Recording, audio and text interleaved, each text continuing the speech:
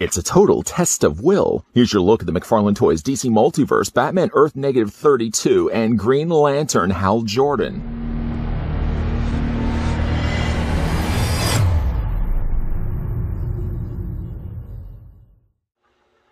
Hal Jordan's life was changed twice by crashing aircraft. The first time when he was witnessed the death of his father, pilot Martin Jordan. The second was when he was an adult and trained pilot himself. He was summoned to a crashed wreckage of a spaceship belonging to Abin Sur. Abin explained that he was a member of the Green Lantern Corps, an organization of beings from across the cosmos, armed with powerful rings fueled by the green energy of all willpower in the universe. Upon his death, Abin entrusted his ring and duties as Green Lantern of Earth's space sector to Hal Jordan.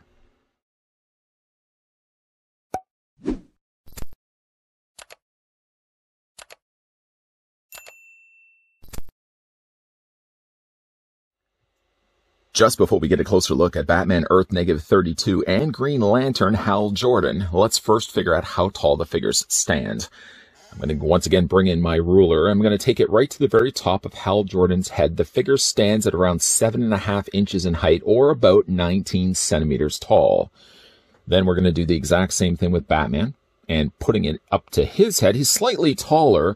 He's actually about 7 3/4 height, maybe even just a little bit closer to 8 inches, which translates to a figure that's about 20 centimeters tall. Don't forget as well, we did also get another Green Lantern Corps member in an earlier DC Multiverse release. Here he is next to Jon Stewart. Now, while looking at the figures, it seems to be the case that they have literally reused the bodies. And we'll do more in depth of the comparisons of those two figures in a second, even though they are reusing bodies what seems almost like head-to-toe cases. Changing the paint, certainly on the mid-torso, for Hal Jordan at least, does result in having the characters looking like they're wearing two completely different types of costumes.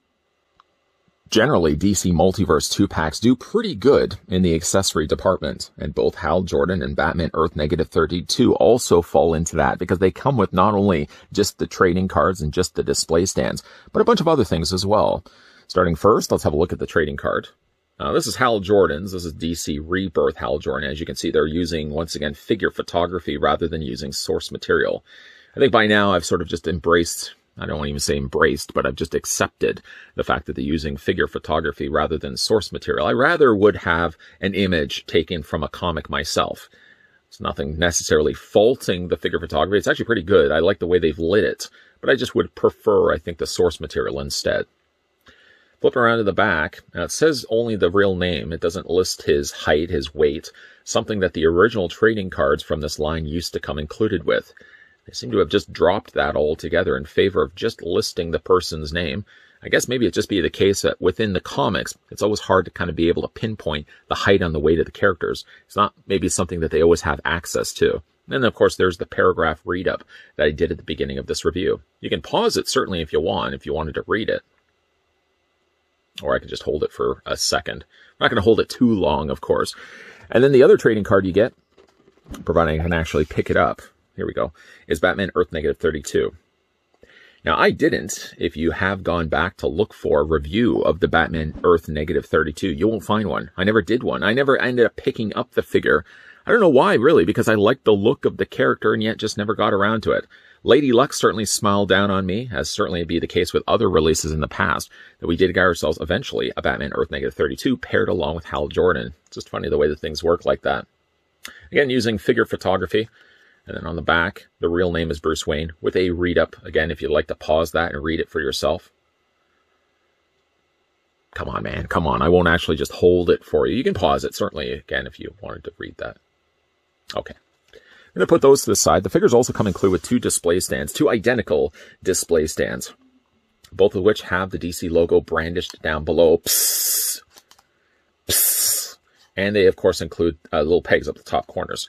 Same display stands that we got with all the other DC Multiverse releases. So again, we'll put those to the side. And then generally, it seems with 2-pack releases that they give you a very elaborate-looking display stand. And again, in this case, you actually get one as well.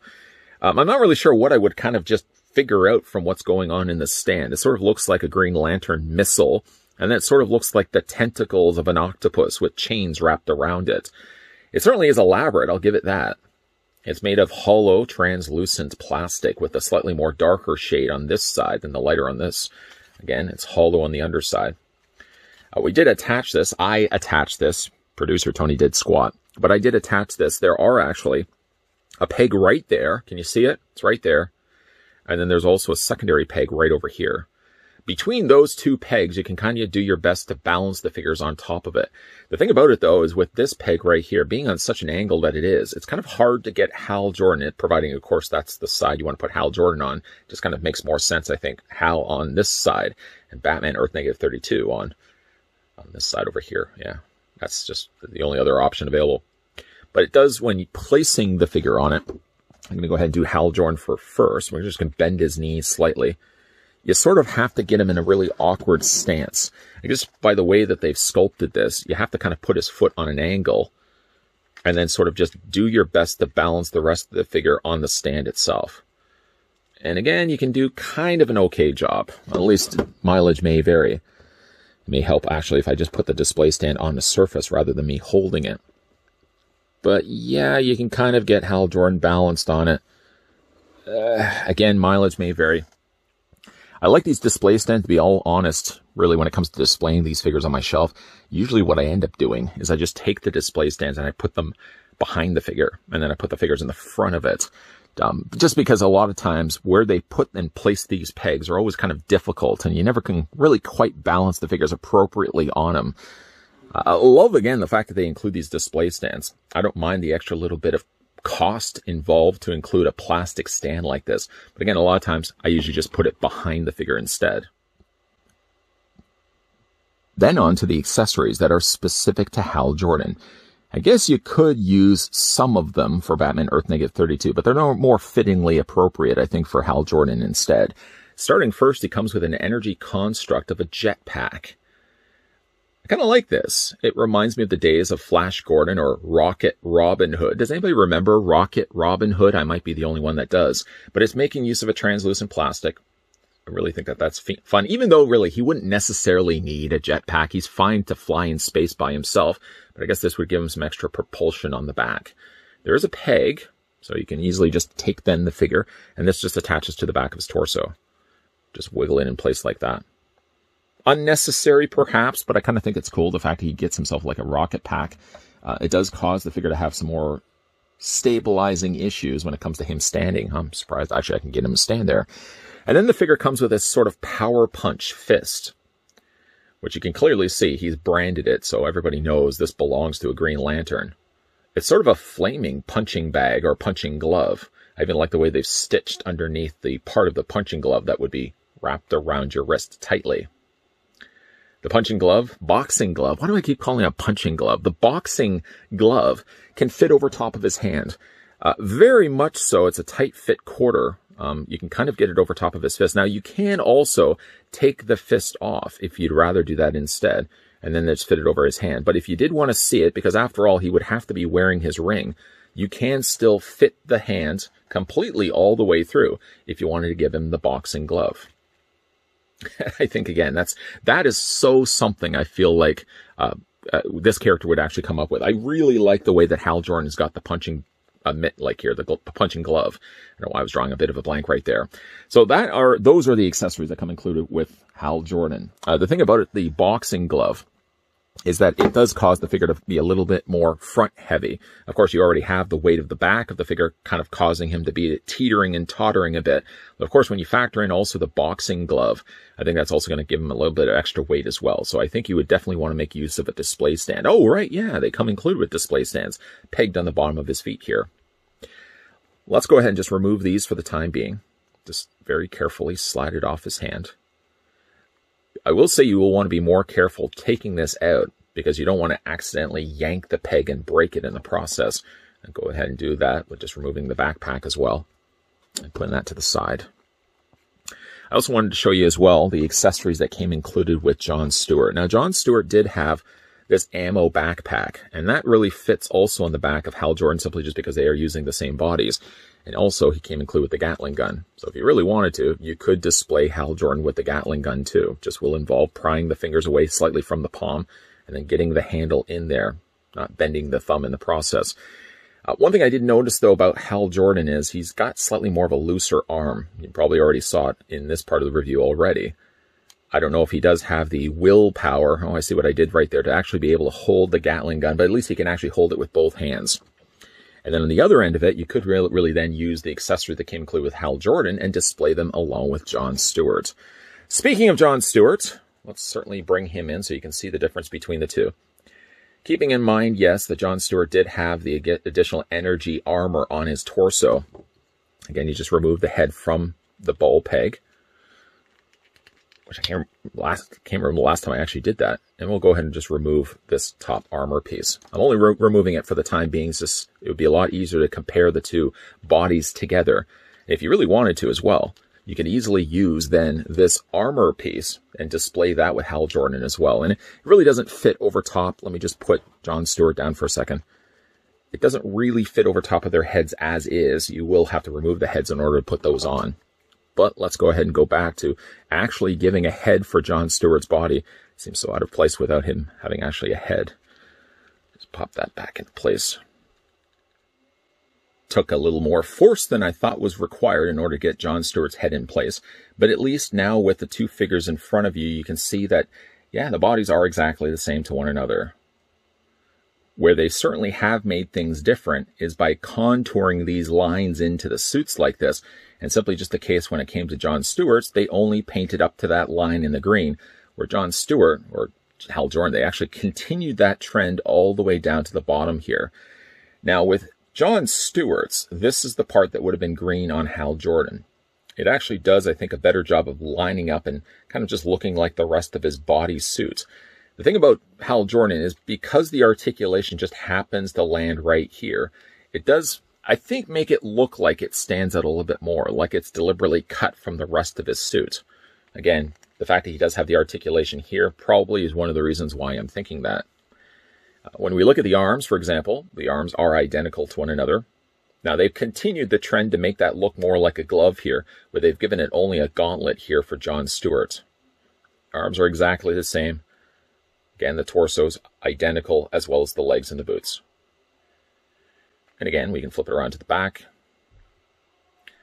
You can really see how clever this mold was, because again, if they follow the lines, they can easily stop right there for the green on Jon Stewart, or continue on their merry little way when it comes to Hal Jordan. Again, we spin this around so you can see it. Even though really using the same body, I actually really like the way the Hal Jordan ended up turning out here. The head sculpt is classic Hal Jordan. And even though like the armor, like the suit itself seems less like a costume and more like body armor, it still is pretty faithful to the original classic look of Hal Jordan. Again, all green, green in the shoulders, very white looking gloves. By the way, also, in case you're curious, he does have the ring. The ring looks like it's been sculpted, but by the way that they've just painted it, and it ends up being just like a glob of green paint. I wish they could have also painted what seems to be the band on the ring, and actually they've just painted the end of the ring instead. But the gloves are nice and white. The paint's pretty good actually on the gloves. And like this part here, looks like it's molded plastic, whereas the top part probably was painted in, and that's why there's a little bit of a disconnect with the two colors of the green. This one's a little more of a matte green. This one's more of a shinier green. Maybe that's one of the reasons why this looks like an extra applied piece rather than something that's just, you know, painted onto a suit itself. I also noticed with this figure too, taking out of the packaging, that I've got a little bit of glue residue right here. It was a lot worse than this. I've gone in there with a knife and scraped away a little bit at it, but I might have to go back and do it a little bit more because I don't know what's on it. It's like a little bit of crusty glue or something. I really like the look of Hal Jordan. I'm so glad that we actually got this. Granted, yes, released as a 2-pack with Batman from Earth-32. So if, like me, you didn't get a chance to get Batman Earth-32 before, a great opportunity to kind of hit two birds with really one stone. Really don't like killing birds at all, not to mention just with one stone, but at least it gives you the opportunity to get two figures that you already don't have, rather than buying again a Batman from Earth-32, simply just to get yourself a Hal Jordan. Let's look at the articulation on the figure. Like the Jon Stewart we looked at before, Hal's head rotates all the way around, fine and easy. You can hinge the head up, and you can hinge the head down, and you can also rock it quite a bit back and forth. They have left enough of an opening just on the underside of his chin to a lot for additional movement. So, I mean, you can really get quite the range going with Hal Jordan. Even again, if you want to have him in a flight pose, easily you could use yourself a display stand that came included with like soups, for example, and just have Hal Jordan in a flight pose. I might actually just consider doing that. Upper torso is on a ball joint. The lower torso as well is also on a ball joint. Now this is softer plastic down here, more denser plastic up the top. The shoulders hinge out.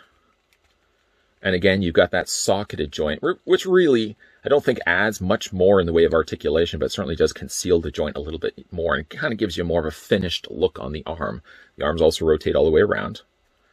He does have a bicep swivel, which is a little tighter here on this figure. There it is, the bicep swivel. There's a double hinge on the elbow. And then the figure also has articulation in the hand. I'm only really doing it on the one side, but just believe me when I say it's on the other side as well. Again, like this arm on my Hal Jordan is a little on the loose side. Bit of a shame.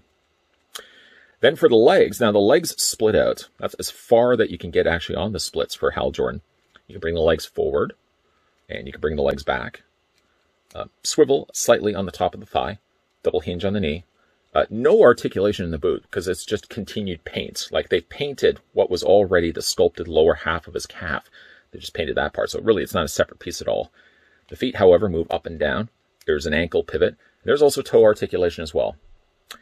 Something, unfortunately, I did notice also with my Hal Jordan, if you haven't already spotted it. You see that? He seems to have the exact same foot.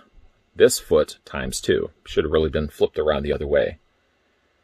Disappointing, yes. I just happened to get the luck of the draw. I just grabbed the wrong Hal Jordan, I guess. There's really no way to know because it was inside the plastic. There was really no way to know that he did have the same foot. But again, it doesn't bother me too much because, I mean, unless I really was to point it out to you, would you even be able to spot, in fact, that he did have the exact same foot? He does have some difficulty standing, but I don't think that has anything really to do with the fact he does have the same foot times 2. I think it's more so just the way the figure is very top-heavy. Again, I'll probably use myself a display stand, I think, to get Hal Jordan to stand up properly.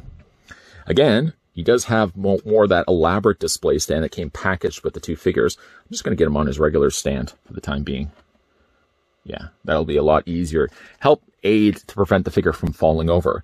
Now let's get a closer look at Batman Earth from Earth-32. Batman's accessory is actually pretty neat. He gets himself an energy construct, but fittingly, because he is the Batman after all, his energy construct is that of many bats. Many bats. I guess there's, a total of 3-4 bats there. And they're sort of all attached by what seems to be almost like a snake or tentacle, lending again to the idea of that tentacle side display stand that we looked at earlier. Now, I think the original Batman, Earth-32, came included with the exact same construct, so we're not getting anything necessarily different here with this release. But again, because the person behind the camera, that's me, by the way, didn't get the chance to get this the first time around, I'm actually thrilled for the fact that we finally get that, or at least we get ourselves a rerun of it packaged with this 2-pack. Again, a quick look at the bats there. Boy, does that ever look really neat. I never thought I'd ever need to have a tentacle bats, or like a tentacle with many bats attached to it. And yet now I feel so fulfilled being able to see this included with this set release. Now this attaches over top of his arms. We're going to go ahead and grab the figure here. You can bend the arm. Now this one arm is the one that has the ring on his hand. And then from there, there's sort of an opening right here. You see that in between the tail where this hooks around. You can then sort of just lace it around, line it up around with his arm, and it basically gives you something like this. Now you have to kind of rest it onto the bicep. If you have it just the right way, it does a pretty good job of staying in place like that. It looks almost like his pets. And that's really neat the way they've done that. Again, I do think that the Batman Earth-32 singular release also came included with the very same energy construct. If you have picked up the figure, certainly let me know down below in the comments section. And because I don't have that figure, doing the comparison would be next to impossible. But again, for the purpose of this review, we'll just look at the figure as is. I love the look of this figure, and I can't, again, understand why I never got the figure the first time around. I have seen it so many times, both in stores, some comic stores, and I also saw it in retail stores too, and yet I never just pulled the trigger. Strange, really, because it's such an interesting designed Batman. Sort of poses the question, what would be Batman if he actually had himself the power of a Green Lantern? And what we get is actually a really kind of techno-organic looking bats here. I mean, it reads very much like Batman. Very, very interesting looking face. I love the way he's got the curled lip up at the top here and the goggles over top of his existing eyes. What's neat, though, is that the armor incorporates still the Batman design of his suit, right down to the fact it still has the original Bat emblem underneath and then simply just puts the Green Lantern logo over top of it.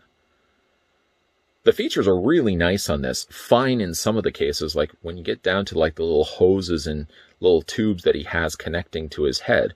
Very small little finer features that they've sculpted in there. Really neat looking suit. I also really like the coloring that they went with too. It's several different greens too, so it's not just the one color, the darker green that we see right here. Instead you get more of a metallic green, kind of the top shoulder band here that wraps around the figure's torso, and he also has it in the gauntlet area, then blending it into that darker green we looked at earlier.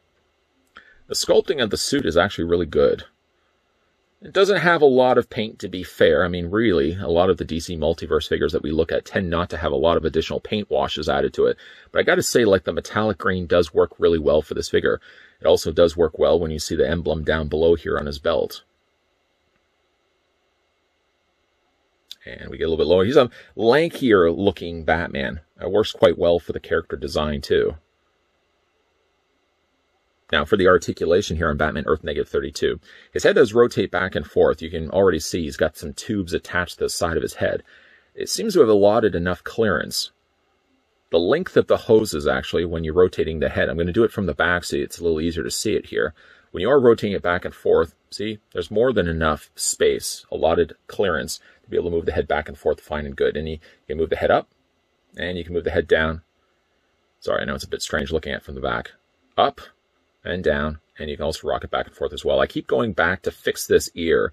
Unfortunately, though, Batman here coming out of the packaging, his one ear was bent over like this. I may have to heat that up a bit to get that back straight the way it was. Now, the upper torso is on a ball joint. The figure also has lower torso ball joint in his abdomen area. And when it comes to his arms, even though it looks like something would impede the movement of his arms getting at least at 90 degrees, and actually, you can get it at a 90-degree angle bend. Again, forward, back. Figure has a bicep swivel. The figure has a double hinge on the elbow. And the figure also has rotation, wrist rotation on both of the hands. This one and, of course, this one right here. For the legs split out.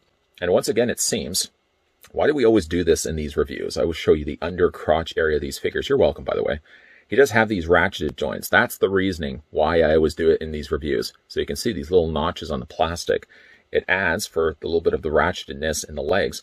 And I feel like it also prolongs these figures from developing loose legs down the road. So far, actually, most, if not all, of my DC Multiverse figures are still nice and tight in the legs. They get a little loose in the knees. Some of mine from earlier ones we've looked at have gotten a little bit looser in the knees, but the tops of the thighs have remained nice and tight. The legs can go forward. The leg can go back. And he also does have a double hinge on the knee. Once again, no articulation here because, again, it's just a continuation of the lower calf. But the feet do move back and forth. Ankle pivot them. And they also do have toe articulation on both sides. A great set, really. I mean, like, for me, it works more so in my favor, I feel, because I didn't get the chance to get Batman Earth-32 before. I guess if it was a case, I'm going to grab a display stand. I just don't want these figures falling over near the end of this review. Get him on his display stand. Yeah, you know what? I think it caters to people like myself who didn't get the chance to get Batman Earth-32 because not only do you get the treat of getting Hal Jordan, which is kind of like that figure I wanted to get from this wave, eventually hoping that McFarlane's team would give us a Hal Jordan, a Green Lantern member. And I gotta say, he looks really nice. Utilizing, yes, all of the same body as the Jon Stewart we looked at before, but it doesn't take anything really away from the figure. The head sculpt is good. The body is good. But because I wasn't that guy that picked up Batman Earth-32 before, I also get the added bonus of getting the figure that I never had in my collection before. I guess things could have been different if you already had the Batman Earth-32. Then you're really only sold on the idea of getting this box set for Hal Jordan. And that might honestly be enough anyways, because the figure is that good. Something you certainly wouldn't want to leave out of your collection. Just going back and having a look at some images of Batman Earth-32, I think if anything, this 2-pack may have muted the colors a bit on Bats. He had the more brighter greens in his goggles and maybe more in his armor where he's got darker greens happening here, but you're really not getting that much difference, which is a slight departure. Generally, the DC Multiverse figures, if we ever get a double dip, a rerun of another figure that we've already got singularly released, usually they change the expression on the face, like the angrier Batman, the angrier Flash. It always seems to be the case we make our characters a little angrier in the 2-packs. But I guess he's already generally angry to start off with, so we don't need to necessarily change anything there. Again, if you have the singular release of Batman Earth-32, let me know, please, down below in the comments section if there's anything different with that one versus the one that's released in this 2-pack. Again, the price of admission for me is the Hal Jordan. The only added bonus was the fact I already, again, never picked up that Batman Earth-32, so I had the benefit of getting 2 brand new figures of my collection. But again, maybe is it a harder sell, the idea for if you already have the Batman Earth-32? Would you pick up this box set still solely for the Hal Jordan? Because as it stands right now, this is the only way that you're going to get a Hal Jordan, and it may also stay that way as well. Now, McFarlane could always down the road release a Hal Jordan by himself, but if they don't, again, the only way that you're going to be getting yourself a Hal Jordan to put in your collection is to get yourself this 2-pack that gets packaged along with a double dip of Batman Earth-32. But again, if you have that singular release, let me know down below in the comments section if anything is different between the 2 figures. And if you are enjoying the content that you're seeing here on this channel, make sure you hit that subscribe button down below, turn the bell notification on. And if you please and thank you, come back to this channel. We are going to be having a look at more DC Multiverse reviews coming your way in the not so distant future. And as always, guys, thanks for watching. See you guys next time.